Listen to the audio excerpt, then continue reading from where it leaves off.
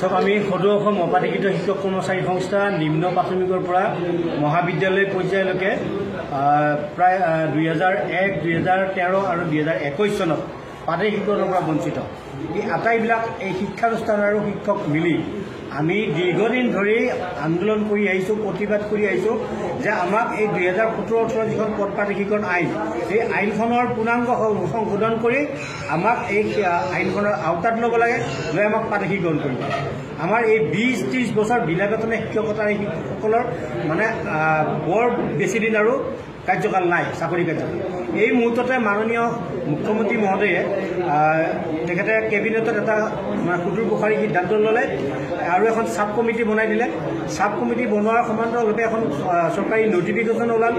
নটিফিকেশ্যনত মানে সুন্দৰকৈ লিখা আছে, স্পষ্টকৈ লিখা আছে যে শিক্ষক সংস্থাৰ লগত আলোচনা কৰি প্ৰয়োজন বোধে প্ৰাধিকৰণ যিখন আইন, এই আইনখনৰ সংশোধন কৰি হ'লেও এই শিক্ষক কৰ্মচাৰীখিনিক বা শিক্ষানুষ্ঠানখিনিক প্ৰাধিকৰণ কৰাৰ ব্যৱস্থা কৰিব লাগে।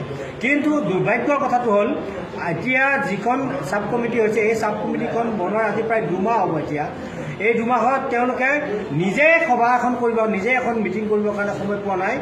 আজি 3 দিন আগত তেওঁলোকে এখন কমিটি বনালে, মিটিং কৰিলে। কিন্তু আমি এই কমিটিখন বনোৱাৰ লগে লগে আমি মাননীয় শিক্ষামন্ত্ৰী মহোদয়ৰ কাৰ্যালয়ত আমি এখন আবেদন কৰিছোঁ যে আমাক মাতি এই গোটেই সমস্যাখিনি উপস্থাপন কৰাৰ কাৰণে আমাক এটা সুবিধা দিব লাগে, আনুষ্ঠানিক সভা এখন পাতিব লাগে। কিন্তু শিক্ষামন্ত্ৰী মহোদয়ে এই ক্ষেত্ৰত আমাক আশ্বাস দিছিল। তাৰপিছত কিন্তু আমাক নামাতি বা আমাৰ লগত কোনো ধৰণৰ আলোচনা বিলোচনা নকৰাকৈ ইতিমধ্যে আমি গম পাইছোঁ যে তেওঁলোকে প্ৰতিবেদনৰ এটা প্ৰতিলিপি তেখেতসকলে প্ৰস্তুত কৰা বুলি আমি গম পাইছোঁ। আমি সেই কথাটোৰ বিৰোধিতা কৰিছোঁ, কাৰণ আমাৰ বেমাৰ হৈ আছে, আমাৰ সুধিয়ে আমাৰ মানে চিকিৎসাৰ ব্যৱস্থাটো কৰিব লাগিব।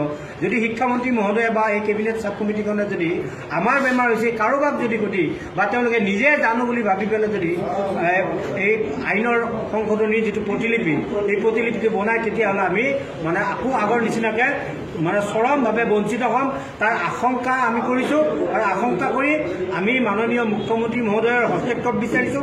তেখেতে নিজেও যিহেতু কোকৰাঝাৰৰ বিধানসভাত তেখেতে কৈছিল যে শিক্ষকসকলক আস্থাত লৈ তেওঁলোকে এই আইন সংশোধনৰ যিটো প্ৰক্ৰিয়া, এই প্ৰক্ৰিয়াটো কৰিব আৰু শিক্ষানুষ্ঠানৰ শিক্ষকখিনিক প্ৰাধিকৰণ কৰাৰ ব্যৱস্থা কৰিব।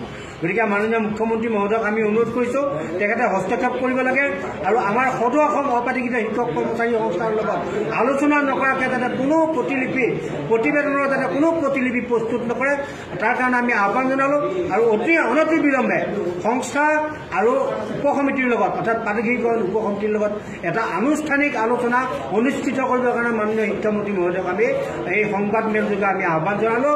অন্যথা কিন্তু যদি আমাৰ লগত আলোচনা নকৰাকৈ আমাক যদি মানে সম্পূৰ্ণ অন্ধকাৰত ৰাখি তেওঁলোকে যদি এই আইনৰ সংশোধনীৰ যিটো প্ৰতিলিপি কৰিব খুজিছে, এইটো যদি সম্পূৰ্ণ হয়, তেতিয়াহ'লে আমি তাৰ বিৰোধিতা বা প্ৰতিবাদত আমি এইবাৰ প্ৰশাসনক কোনো আগতীয়াকৈ একো জাননী নিদিয়াকৈ আমি যিকোনো মুহূৰ্তত আমি বিধানসভা চলোৱা কাৰ্যসূচী ল'ম।